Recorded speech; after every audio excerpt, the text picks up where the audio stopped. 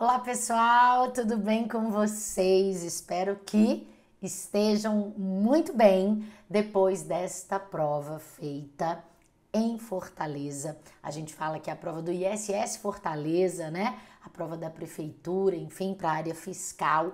E eu desejo que realmente você tenha ido muito bem, especialmente nas questões de direito civil. Então eu, professora Patrícia Dreyer, estou aqui exatamente para a gente corrigir esses itens de direito civil, itens que vão, estava fazendo aqui a anotação dos artigos, dos itens 90 a 98, porque do 99 em diante, a gente tem mais voltado ao direito empresarial, tudo bem?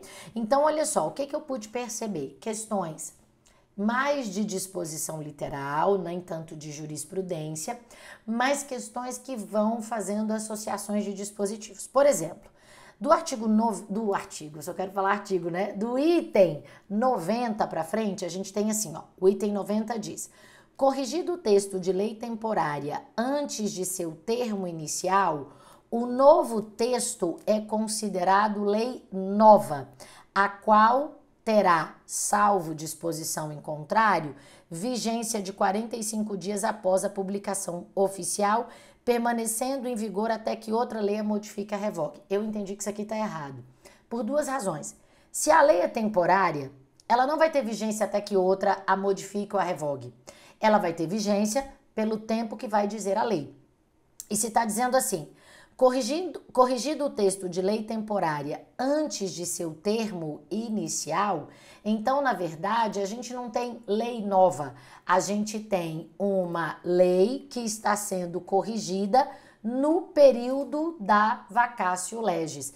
Então, quanto a isso, nós vamos ter aqui o Decreto-Lei 4657 de 1942, ou seja, a LINDB, né? Dizendo no artigo 1º, parágrafo 3º, se antes de entrar a lei em vigor ocorrer uma publicação nova de seu texto destinada à correção, o prazo deste artigo e dos parágrafos anteriores começará a correr da nova publicação. Então não é lei nova ainda, porque ainda não começou a viger. E tem outra questão, que é o artigo 2º da LINDB, que diz: não se destinando à vigência temporária, a lei terá vigor até que outra a modifique ou a revogue. Então, quando é vigência temporária, é pelo tempo que diz a lei, então considerei o item 90 errado.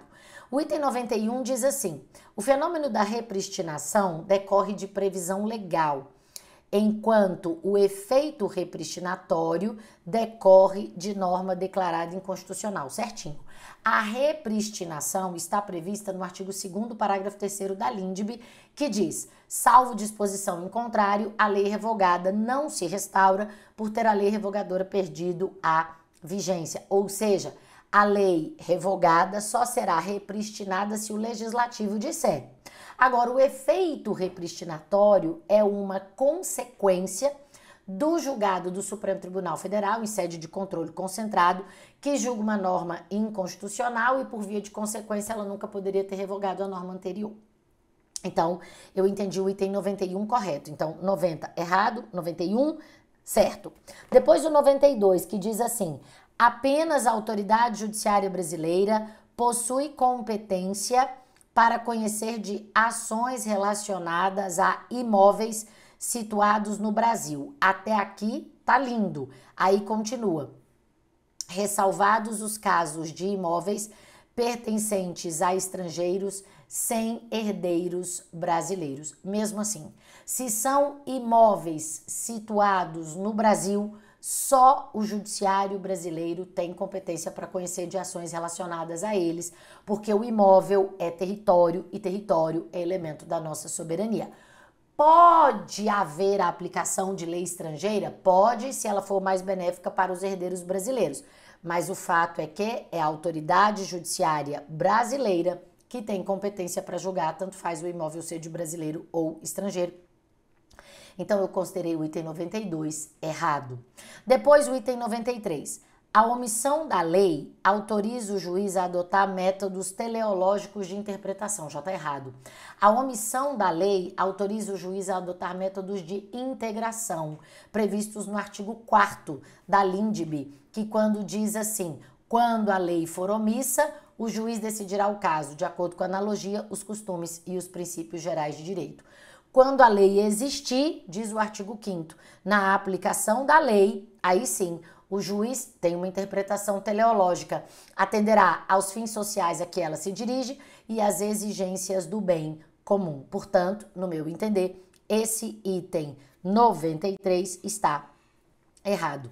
Depois o item 94 vai lá para o Código Civil e o item 94 diz assim: a morte do usufrutuário é causa extintiva do usufruto, certo? Certo. Artigo 1410, inciso 1, que é causa de extinção do usufruto.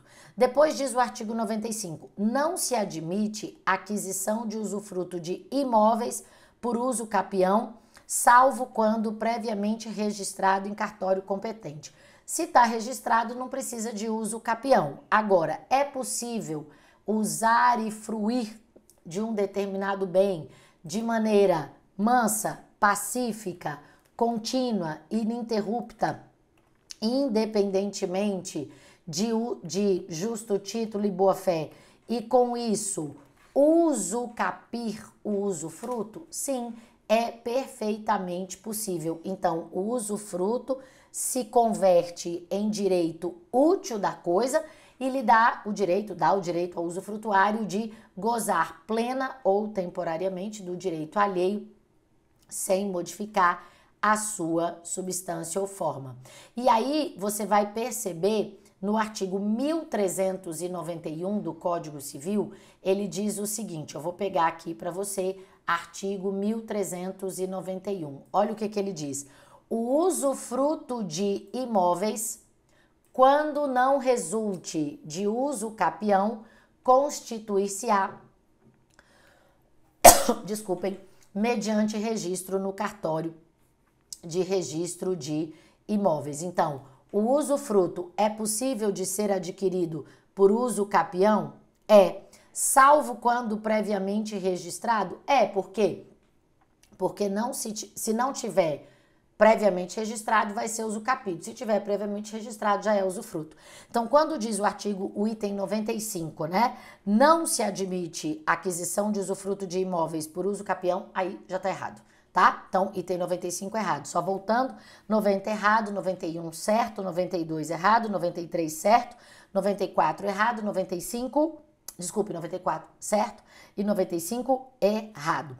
96. O uso e o usufruto são direitos equivalentes que o sujeito tem de utilizar-se de bens alheios para adquirir seu sustento e o de sua família, diferenciando-se pelo fato de o primeiro restringir-se a bens móveis e o segundo a bens imóveis. Errado. Errado. O item 96. Tanto o uso quanto o usufruto podem ser de coisas móveis ou imóveis.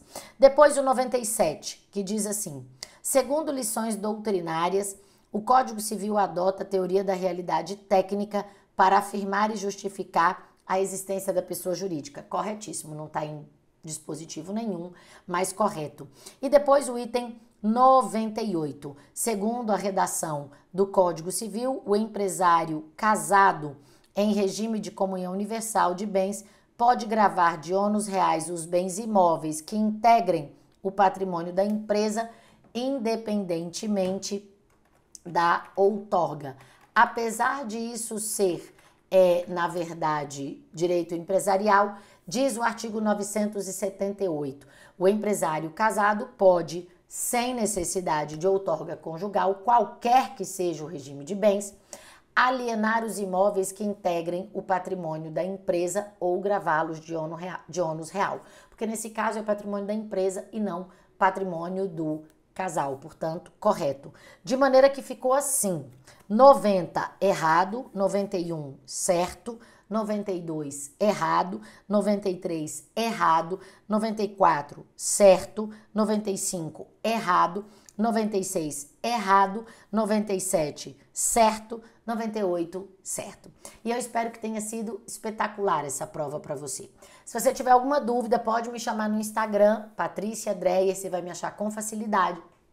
E eu vou ter a maior alegria em tirar as suas dúvidas. Ou você manda a dúvida pela plataforma e eu também responderei você. Ó, um beijo muito carinhoso, uma ótima semana e a gente se vê. Tchau!